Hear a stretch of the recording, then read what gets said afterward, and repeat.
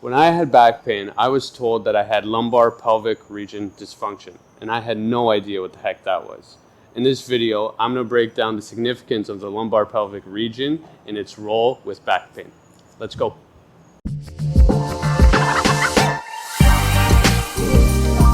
The lumbar pelvic region or lumbar pelvic complex consists of your lumbar spine, your sacrum, your iliac crest, which is the pelvis, and the sacroiliac joint, which connects your pelvis to your spine.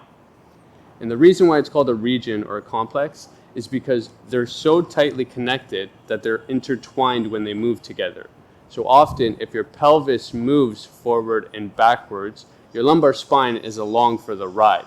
And this plays a significant role in knowing the awareness and alignment of your pelvis when it moves, so that you know what's causing or could be contributing to your back pain. Now, the pelvis has a very limited range of motion. However, it can move in all three planes. The sagittal plane is forward and back, and the pelvis can do an anterior pelvic tilt and a posterior pelvic tilt. This is a term that you may have heard. It's more commonly used, and usually we spend our time, the majority of our time, in one end range of motion, whether it's anterior pelvically tilted or scooping the glutes underneath your spine and posterior pelvically tilted. For me, I was spending the majority of my time with a posterior pelvic tilt and rounded shoulders, and I was trying to move out of this position, which was never going to fix my back pain. The frontal plane is moving from side to side, and what the pelvis can do there is alleviate and depress. So the pelvis can sink into one side and sink into the other and alleviate the same way on both sides. Now, this one is more uncommon. However, it can cause significant pain, and it's very obvious. You'll see people with curves in the bottom of their spine, or they'll have a gait that is a little bit, they'll walk with a bit of a hike, and that would mean that they have either pelvic alleviation or depression. Thirdly, the transversal plane of motion, and this happens in rotation. So the pelvis can rotate as well, forward and backwards, and this is what happens when we walk. Walking is a 3D motion. We're moving in rotation. So the pelvis can rotate. It's just very uncommon to train that movement. And this is what we do in my course, Spinal Freedom. Anecdotally, the majority of my days were spent in poor positions. I worked as a heavy equipment operator, operating anything from rock trucks, excavators, bulldozers, for 60 hours a week in this position, with repetitive jolting on my spine because of the terrain we were often working in. And how did I get to that work? Well, I had to drive, which took me anywhere from 15 minutes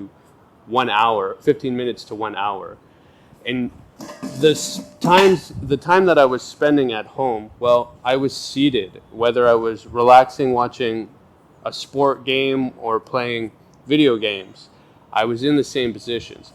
Now you can see how these positions, for the majority of your 24 hours spent in a day, are definitely not going to fix your back pain, and they could be causing or contributing to it being worsened. So you can see that from this position with a posterior pelvic tilt, you get used to the same stresses on your lower back muscles, and you're loading that area the whole time. It's not going to help you at all. The difference between the movement just in a chair, mobilizing in a chair, is quite significant. And the more time you spend in these positions, the more you're going to expose yourself to different end ranges, which could help you. SI joint dysfunction plays a role between 10 to 25% in lower back pain patients. And we know the significance and the connection in movement between the lumbar pelvic region and our lower back. So we have to create some awareness and alignment in our pelvic region so that we aren't spending too much time and potentially causing or contributing to our back pain. And the best way to do that is through some low-level mobilizations that I'm going to show you here. Pelvic tilts are a wonderful and accessible way for us to understand what positions we're spending the majority of our time in. They're also a great way to create blood flow to the lower back, which help begin the healing process. I like doing these quadruped on the floor on all fours, and I'll show you what it looks like. I do use a band for myself. You do not have to.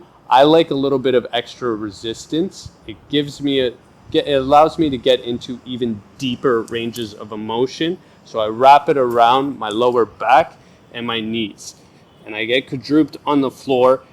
You might be familiar with what a cat-cow is, and it is the segmentation of the entire spine. It's basically doing that, but isolating it specifically to the lumbar spine and the lumbar pelvic region, okay? So our hands are gonna be beneath our shoulders, our knees are gonna be beneath our hips, and we're gonna posterior pelvic tilt all the way up into the band, sucking our belly button to the roof of our spine. And then we're going to lead with our pelvis going down, expanding our stomach and our belly button, and trying to get every last bit of range of motion and isolating the movement to the lumbar spine. I'm not trying to do anything with my shoulders, my head, or my neck, and then tucking back underneath, going nice and slow for a volume of reps. The more we do this short range motion, the more we're going to create blood flow to the area and more mind muscle connection. We're going to create awareness of which area is harder, the posterior pelvic tilt or the anterior pelvic tilt. And that will then give us information of which we're spending most of our time in.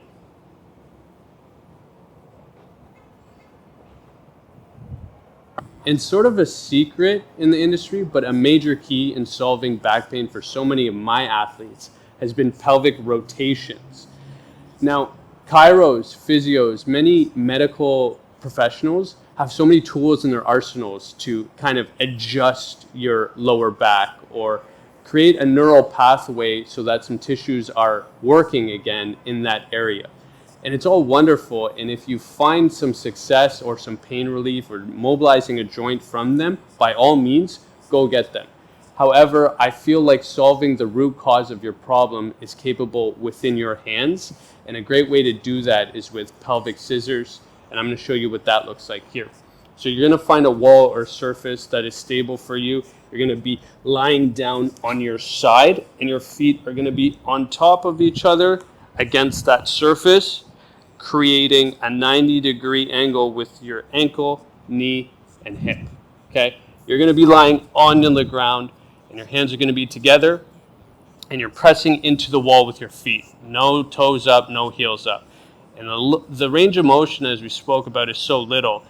And this is all we're going to be doing is our top hip, we're going to be sliding the knee past this bottom knee and then behind the bottom knee. And we're going to rotate at the pelvis to get the movement. Taking the pelvis, rotating it forward, and then rotating it back, rotating it forward, rotating it back, and avoiding our feet coming off of the wall. Sliding our thigh along the other thigh, and we're just rotating the pelvis. And usually what happens, doing this for volume, doing this for a lot of reps, you sort of untug and untie a lot of tight tissues in the lower back, in the glutes, all of those erectors that many medical professionals will use their tools and their arsenals to do that job. But by doing it on our own, we create the awareness of what's going on in our body. We begin to heal our lower back and lumbar pelvic region, but also we equip ourselves with the tools to do it on our own. These two exercises can be performed for one set of 25 reps on a daily basis. And they're going to help create awareness of this position that we're spending the most time in our lumbar pelvic region, while restoring a neutral orientation so that we can explore movement without feeling any pain. So we understand the significance of the lumbar pelvic region in relationship to lower back pain, and we understand the joint actions that it can do. while giving a prescription of some movement at home with zero equipment that we can do to kind of free up and mobilize that area. We now have a framework to mobilize the lumbar pelvic region if we're experiencing some lower back pain. If you like this video, if you have any questions, please comment. And if you're able to, like, subscribe, and share this page for anyone experiencing lower back pain. My name is Range, and I'll see you on the next one.